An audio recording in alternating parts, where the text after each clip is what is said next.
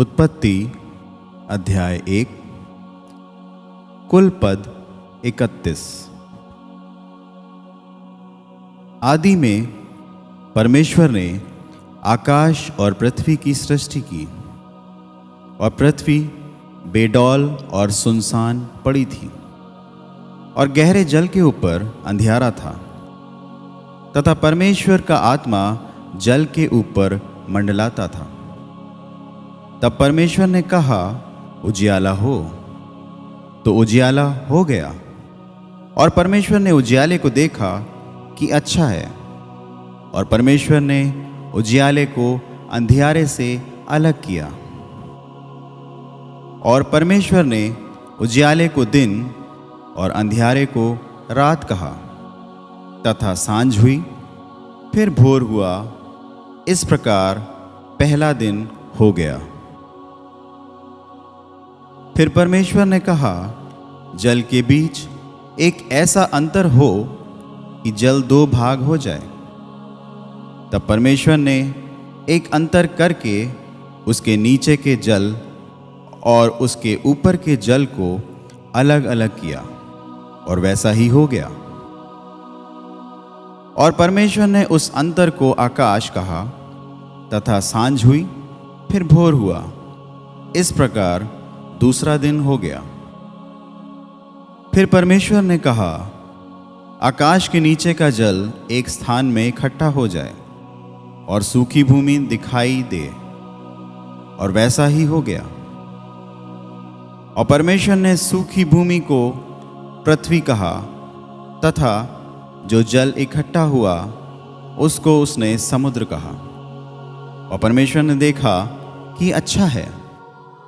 फिर परमेश्वर ने कहा, पृथ्वी से हरी घास तथा बीज वाले छोटे छोटे पेड़ और फलदायी वृक्ष भी, जिनके बीज उन्हीं में एक एक की जाति के अनुसार होते हैं, पृथ्वी पर उगे। और वैसा ही हो गया। तो पृथ्वी से हरी घास और छोटे छोटे पेड़, जिनमें अपनी अपनी जाति के अनुसार बीज होता है, और फलदायी वृक्ष, जिनके बीज एक एक की जाति के अनुसार उन्हीं में होते हैं, उगे। और परमेश्वर ने देखा कि अच्छा है। तथा सांझ हुई, फिर भोर हुआ। इस प्रकार तीसरा दिन हो गया। फिर परमेश्वर ने कहा, दिन को रात से अलग करने के लिए आकाश के अंतर में ज्योतियां हों, और वे चिन्हों और नियत समयों और दिनों और वर्षों के कारण हों। और वे ज्योतियां आकाश के अंतर में पृथ्वी पर प्रकाश देने वाली भी ठहरें। और वैसा ही हो गया। तब परमेश्वर ने दो बड़ी ज्योतियां बनाईं। उनमें से बड़ी ज्योति को दिन पर प्रभुता करने के लिए, और छोटी ज्योति को रात पर प्रभुता करने के लिए बनाया, और तारागण को भी बनाया। परमेश्वर ने उनको आकाश के अंतर में इसलिए रखा कि वे पृथ्वी पर प्रकाश दें, तथा दिन और रात पर प्रभुता करें, और उजियाले को अंधियारे से अलग करें। और परमेश्वर ने देखा कि अच्छा है। तथा सांझ हुई, फिर भोर हुआ। इस प्रकार चौथा दिन हो गया। फिर परमेश्वर ने कहा, जल जीवित प्राणियों से बहुत ही भर जाए, और पक्षी पृथ्वी के ऊपर आकाश के अंतर में उड़ें।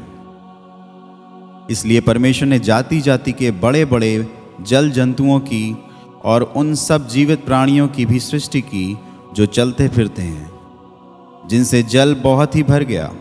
और एक एक जाति के उड़ने वाले पक्षियों की भी सृष्टि की।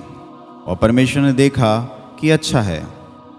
और परमेश्वर ने ये कहकर उनको आशीष दी कि फूलो फलो और समुद्र के जल में भर जाओ, और पक्षी पृथ्वी पर बढ़ें। तथा सांझ हुई, फिर भोर हुआ। इस प्रकार पांचवा दिन हो गया। फिर परमेश्वर ने कहा, पृथ्वी से एक एक जाति के जीवित प्राणी, अर्थात घरेलू पशु और रेंगने वाले जंतु, और पृथ्वी के वन पशु जाति जाति के अनुसार उत्पन्न हो। और वैसा ही हो गया। सो परमेश्वर ने पृथ्वी के जाति जाति के वन पशुओं को और जाति जाति के घरेलू पशुओं को और जाति जाति के भूमि पर सब रेंगने वाले जंतुओं को बनाया। और परमेश्वर ने देखा कि अच्छा है। फिर परमेश्वर ने कहा, हम मनुष्य को अपने स्वरूप के अनुसार अपनी समानता में बनाएं, और वे समुद्र की मछलियों और आकाश के पक्षियों और घरेलू पशुओं और सारी पृथ्वी पर और सब रेंगने वाले जंतुओं पर जो पृथ्वी पर रेंगते हैं अधिकार रखें। तब परमेश्वर ने मनुष्य को अपने स्वरूप के अनुसार उत्पन्न किया। अपने ही स्वरूप के अनुसार परमेश्वर ने उसको उत्पन्न किया, नर और नारी करके उसने मनुष्यों की सृष्टि की। और परमेश्वर ने उनको आशीष दी और उनसे कहा, फूलो फलो और पृथ्वी में भर जाओ और उसको अपने वश में कर लो, और समुद्र की मछलियों तथा आकाश के पक्षियों और पृथ्वी पर रेंगने वाले सब जंतुओं पर अधिकार रखो। फिर परमेश्वर ने उनसे कहा, सुनो, जितने बीज वाले छोटे छोटे पेड़ सारी पृथ्वी के ऊपर हैं और जितने वृक्षों में बीज वाले फल होते हैं, वे सब मैंने तुमको दिए हैं, वे तुम्हारे भोजन के लिए हैं। और जितने पृथ्वी के पशु और आकाश के पक्षी और पृथ्वी पर रेंगने वाले जंतु हैं, जिनमें जीवन के प्राण हैं, उन सब के खाने के लिए मैंने सब हरे हरे छोटे पेड़ दिए हैं। और वैसा ही हो गया। तब परमेश्वर ने जो कुछ बनाया था सबको देखा, तो क्या देखा कि वो बहुत ही अच्छा है। तथा सांझ हुई, फिर भोर हुआ, इस प्रकार छठवां दिन हो गया।